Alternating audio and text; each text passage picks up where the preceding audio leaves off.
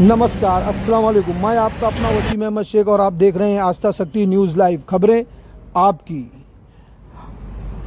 वसई विरार में एमआईएम की पहली भव्य बैठक। कांग्रेस व अन्य दलों के कार्यकर्ताओं ने जताई पक्ष प्रवेश की इच्छा।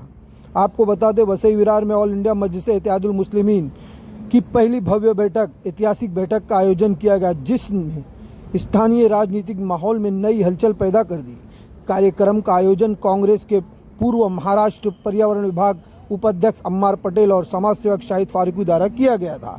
इस कार्यक्रम में वसई विरार जिले कांग्रेस के कई पदाधिकारी एवं कार्यकर्ता भारी संख्या में पहुंचे। कई ने एमआईएम में शामिल होने की इच्छा जताई, जबकि कई कार्यक्रम के दौरान ही औपचारिक रूप से पक्ष प्रवेश कर लिया। और इस कार्यक्रम के मुख्य अतिथि रहे महाराष्ट्र सचिव सैफ पठान। आपको बता दें, महानगर पालिका चुनाव के मद्देनज़र लोगों का इस पार्टी से उस पार्टी में आना जाना लगा हुआ है। अब देखना यह है कि आने वाला महानगर पालिका चुनाव क्या गणित बैठाता है, यहाँ किसकी सरकार बनती है, किसका महापौर बनता है, क्योंकि यहाँ की लड़ाई अब की बहुत बड़ी होने वाली है। देखिए एक नज़र आस्था शक्ति न्यूज़ लाइव की खबरें आपकी।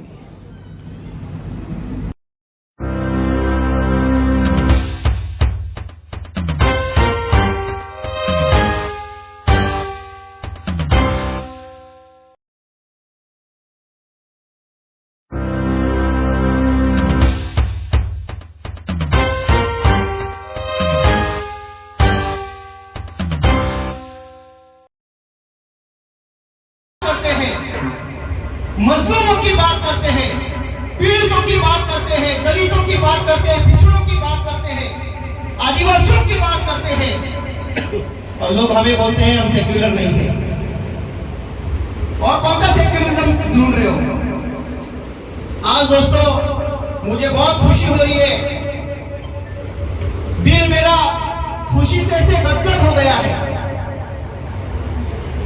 नाला सुपारा वसई विरार की जनता को पता है कि 20-21 साल पहले मैंने कांग्रेस ज्वाइन करी थी और बहुत सारी खिदमत को हमने अंजाम दिया, बहुत सारे आंदोलन किए, बहुत सारे मोर्चे निकाले, भूख हड़ताल पे बैठे, कब्रिस्तान का विषय हो,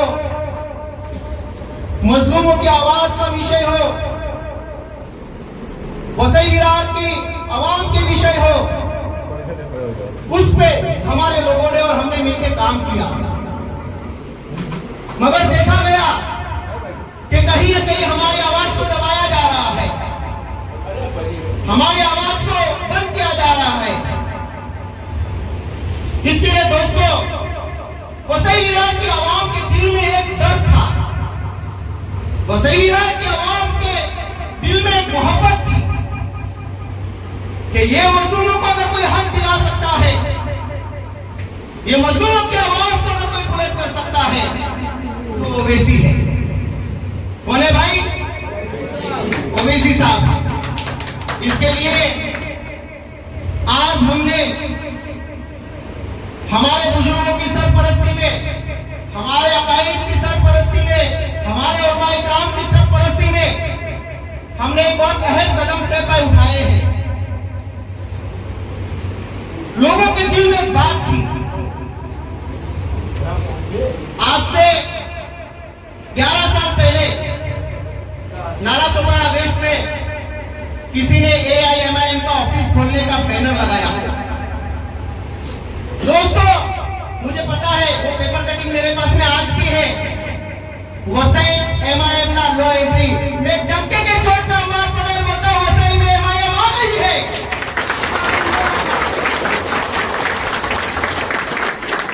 मैं डंके की चोट पर बोलता हूं कि वसई विरार में रहने वाली लाखों की आवाम के दिल में एमआईएम आ गई है।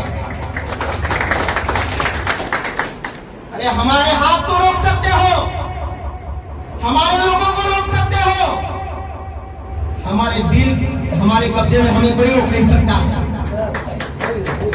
दिल में मोहब्बत है एमआईएम की, संविधान की, देश की और देश को बनाने की दिल में मोहब्बत है। दोस्तों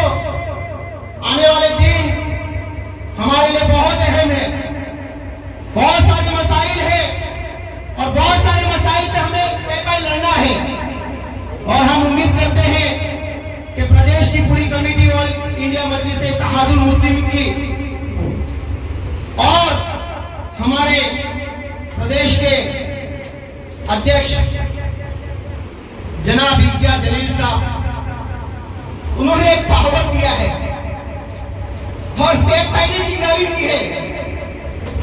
सेब भाई ने बोला है कि जहां मजलूमों को दबाया जाएगा, जहां गरीबों को दबाया जाएगा, जहां आवाम की बात होगी, वहां एमआईएम जरूर इंशाल्लाह नजर आएगी और मजबूती के साथ एमआईएम नजर आएगी। आने वाले दिनों में एमआईएम अपना परचम लहराने जा रही है इंशाल्लाह वसई विरार में। उनकी मोहब्बत ऐसे उमड़ी कि मैं सोच नहीं सकता। 21 साल का करियर कांग्रेस में रहा दोस्तों, मगर जो मोहब्बत मेरे लोगों से आज मिली है वो मोहब्बत कभी नहीं मिली।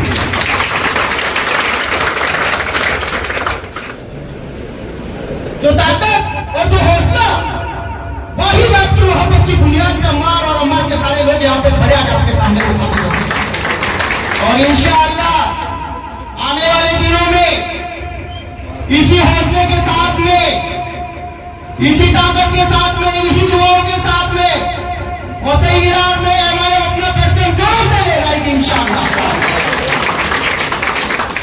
इसके लिए दोस्तों वक्त बहुत कम है और काम बहुत ज्यादा है। हम सबकी जिम्मेदारी है हक की लड़ाई को लड़ने की, हक की आवाज को बुलंद करने की। इसके लिए बहुत कम वक्त में बहुत ज्यादा काम करना है, इन्हीं मोहब्बत के साथ में काम करना है। नाला सोपारा से ऐसे युवा हमारे साथ में, महानगर पालिका के हाउस पे क्या होता है, ऐसे एक्सपीरियंस वाले, हमको गाइडेंस देने वाले और रहबरी करने वाले हमारे मोहम्मद खाटिक भाई यहाँ पे आए हैं माशाल्लाह। बहुत मैं शुक्रगुजार हूँ उन सबका। और उलमा जो यहाँ पे हमारे सरपरस्ती में हमारी सरपरस्ती करने आए हैं, मैं सबसे ज्यादा उन सबका शुक्रिया अदा करता हूँ। हमारे हाफिज साहब का, मौलाना साहब का, मौलाना अजज साहब का, सबका मैं तहे दिल से शुक्र अदा करता हूँ। और आज की इस मीटिंग को मैं सेब भाई आपको गवाही देता हूँ, आप हमारे महाराष्ट्र के अध्यक्ष जनाब इम्तियाज जलील साहब को आप डंके की चोट पे बोलिए, बैरिस्टर असदुद्दीन ओवैसी साहब को डंके की चोट पे बोलिए कि वसई विरार में एमआईएम का परचम लहरा के रहेगा इंशाअल्लाह। उनकी बातों के साथ मैं अपनी बात को खत्म करता हूँ। अस्सलाम वालेकुम रहमतुल्लाहि व बरकातहू।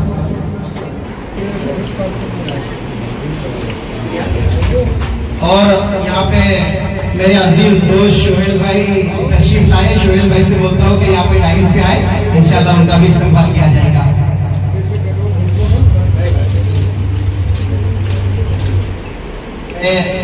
शोहेल भाई तशरीफ, हमारे समाज से हुए माशाल्लाह विरार से आए हैं माशाल्लाह।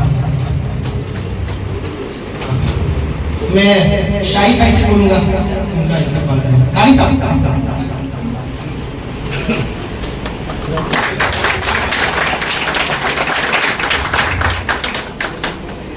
मैं यहाँ पे मेरे अजीज दोस्त जो समाज सेवक है और एक कब्रिस्तान की बड़ी लड़ाई लड़ रहे सेब भाई हमारे एक अजीज दोस्त और कब्रिस्तान की बड़ी लड़ाई लड़ रहे। लोगों ने उनको कहा कि आप बहुत बड़ी लड़ाई लड़ रहे हो और वसई में आप टिक नहीं पाओगे, मगर माशाल्लाह मेरा भाई टिका हुआ है। हमारी दुआएं उनके साथ में। ऐसे मेरे शोहेल भाई से बोलता हूँ कि उनका और अच्छे माशाल्लाह कार्य करते रहते हैं, समाज सेवक है वो, बड़े यहाँ पे आए हैं, उनका इस्तेमाल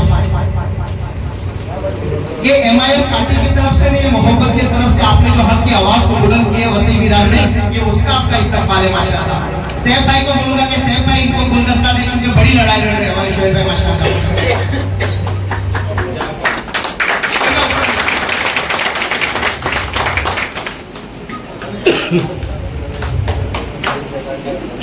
अरे क्या बात है, क्या बात है। तो थोड़ी मिल गई माशाल्लाह।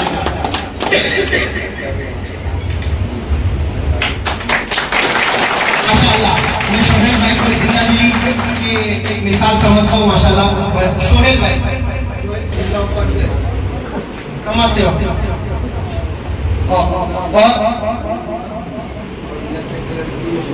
वैसे सबसे मुलाकात कर लेते, फोटो की लालच हर किसी को होती, उस वक्त बहुत ज्यादा थी, कम फोटोज थे हमारे।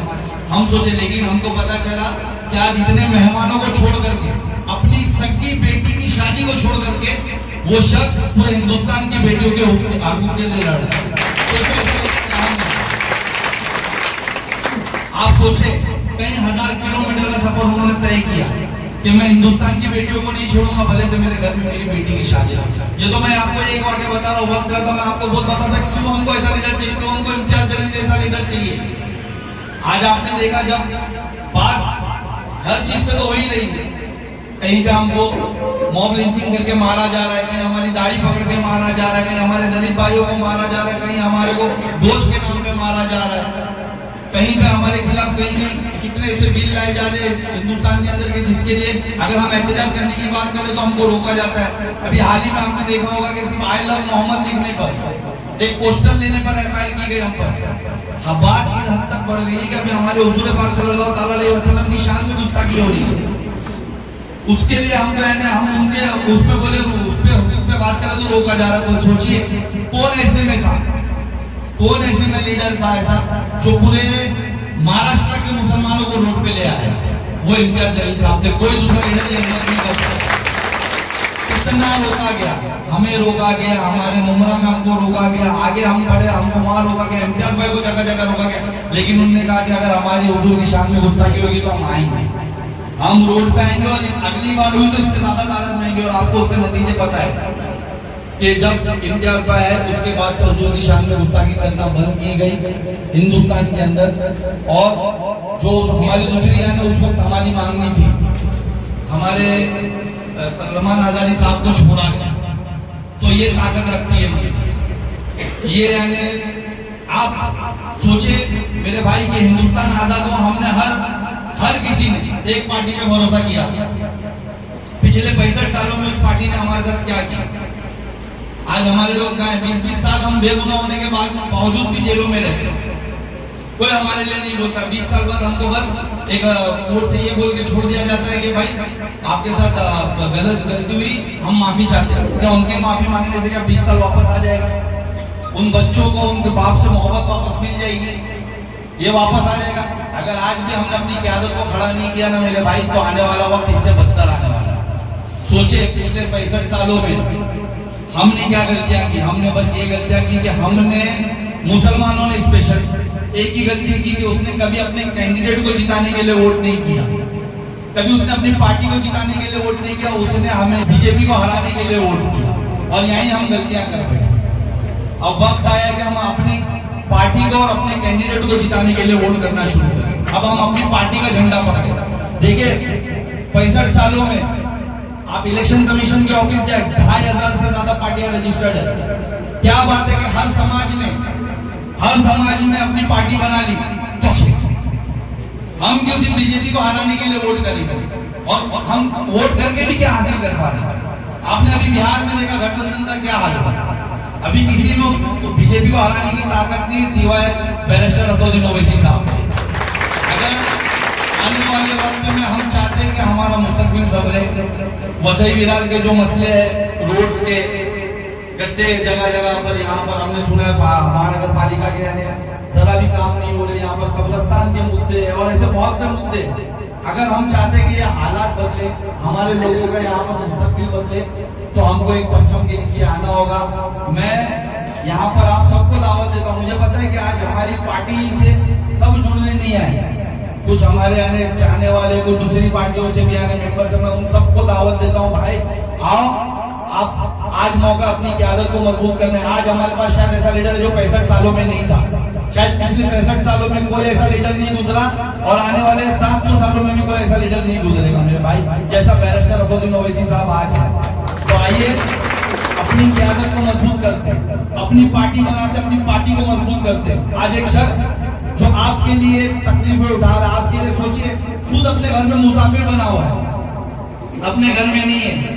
मैं सोहेल भाई से कहना चाहूंगा, अहमद भाई से कहना चाहूंगा, भाई आइए हमारा साथ दीजिए। देखिए मैं भी कब्रिस्तान की लड़ाई लड़ा था हमारे मुमरा में, मैंने भी बहुत कुछ झेला है। ये जो ये क्या बोलते हैं जालिमाना फितरत रखते हैं जो आज सत्ता में है, उन लोगों के पास बहुत आसान तरीका हम लोगों पे केस बनाने का। मैं बेगुनाह होने के बावजूद मैंने जब कब्रिस्तान की लड़ाई लड़ी, मुझ पे केस डाला गया। 2 केस से भाई 2 केस में मुझे शहर बदल कर दिया गया। मैं वापस मेरे शहर आ रहा था तो फिर नए केस बनाए गए मुझ पे। कोर्ट से लड़ करके हम वापस आए। असदुद्दीन ओवैसी साहब ने मुझसे कहा कि कोर्ट की लड़ाई लड़ेंगे हम लोग। असद साहब ने पूरा साथ दिया मेरा, इम्तियाज भाई ने पूरा साथ दिया। हमने कोर्ट की लड़ाई लड़ी। अल्हम्दुलिल्लाह पहली डेट में हमने हमारी शहर बदली कैंसिल करवाई।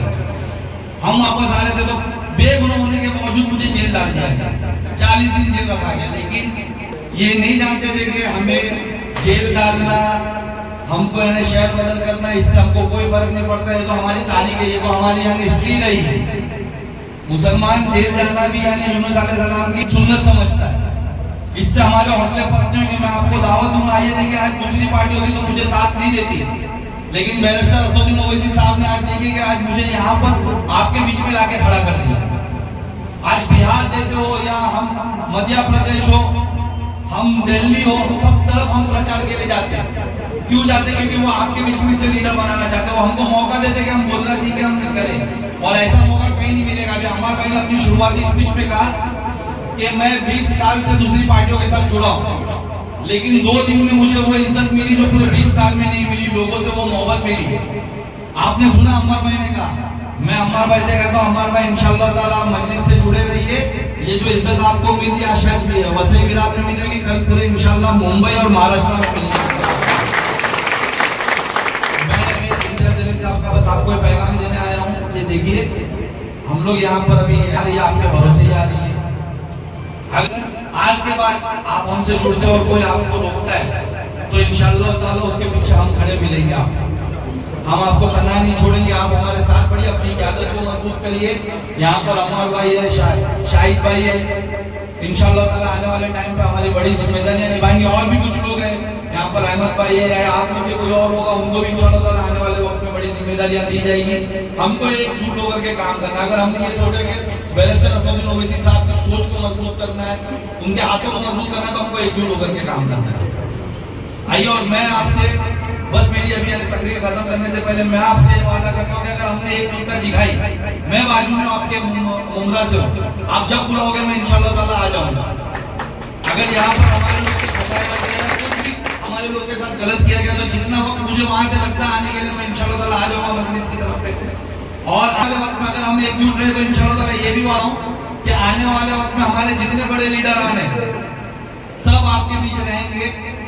अगर आप लोग साथ में मिलकर पार्टी को और मजबूत करें तो इंशाअल्लाह ताला कॉर्पोरेशन से पहले भी आने वाले वक्त में तो इम्तियाज भाई आ ही रहे, मैं जाकर बोलूँ उनको जल्द आने के लिए। लेकिन इंशाअल्लाह ताला साथ ही साथ कोशिश करूंगा कि असदुद्दीन ओवैसी साहब और इलेक्शन पीरियड में अकबरुद्दीन ओवैसी साहब भी आप लोगों के नजदीक। देखिए अकबर भाई के ताल्लुक बहुत गलत इमेज बनाई जाती है, हमारी पार्टी के ताल्लुक से बहुत गलत इमेज बनाई जाती है। लेकिन आपको बताऊं कि वाहिद पूरे हिंदुस्तान में अकबरुद्दीन ओवैसी वो अकेला MLA है कम से कम 50,000 बच्चों को फ्री तालीम देता है। ये इमेज उनकी कोई नहीं बताता। जितनी उनको बता दे कि यानी ये बोले हमारे भाइयों को यानी बतलाते कि भाई ये तो यानी मुस्लिमों की बात करते हैं, लेकिन शायद उनको पता नहीं है कि अकबरुद्दीन ओवैसी साहब वो लीडर है जिन्होंने वहां पर लाल दरवाजा की मंदिरों के लिए भी फंड लाया है सरकार के हाथों से। और वहां पर आप देखिए कि अभी उनका सबसे शिवमाइन महाकाली टेंपल के लिए फंड आया। तो वो सिर्फ यानी ऐसा नहीं कि जो लोग बोले ना कि मुसलमानों की यानी पार्टी, ऐसा नहीं है, ये हर एक मजलूम की पार्टी। और मैं उम्मीद करता हूँ कि आप लोग अभी आने मिल करके हम लोग काम करेंगे इंशाअल्लाह ताला। यहाँ कोई बड़ा कोई छोटा नहीं होगा। भाई आज मैं आया हूँ आपके बीच में, हम भी छोटे कार्यकर्ता है मजलिस के। हमारा सिर्फ एक ही लीडर है बैरिस्टर असदुद्दीन ओवैसी का, बाकी सब कार्यकर्ता उनके अंदर। उम्मीद करता हूँ आने वाले वक्त में हम लोगों की और भी मीटिंग्स होगी और प्लस होगी इंशाअल्लाह ताला। तो माशाल्लाह मजमा बहुत बड़ा और होगा इंशाअल्लाह ताला आने वाले वक्त में। जैसा अहमद भाई ने कहा पार्टी प्रवेश जिस वक्त तो रहेगा उस वक्त और तादाद रहेगी इंशाअल्लाह ताला। कोशिश करूंगा कि पूरे इम्तियाज भाई को बुलाए, उनके हाथों से पार्टी प्रवेश करवाए यहाँ लोगों का। मेरी बात खत्म करने से पहले वापस से मैं आखिर में कहूंगा कि भाई हम आज वक्त है कि एक यूनिटी बनाए और उस कौम का, उस समाज का कोई पुरसाने हाल नहीं है जिसकी खुद की सियासी क़यादत न हो। जमूरियत हमको हमारी सियासी क़यादत खड़ी करनी, मजबूत करनी।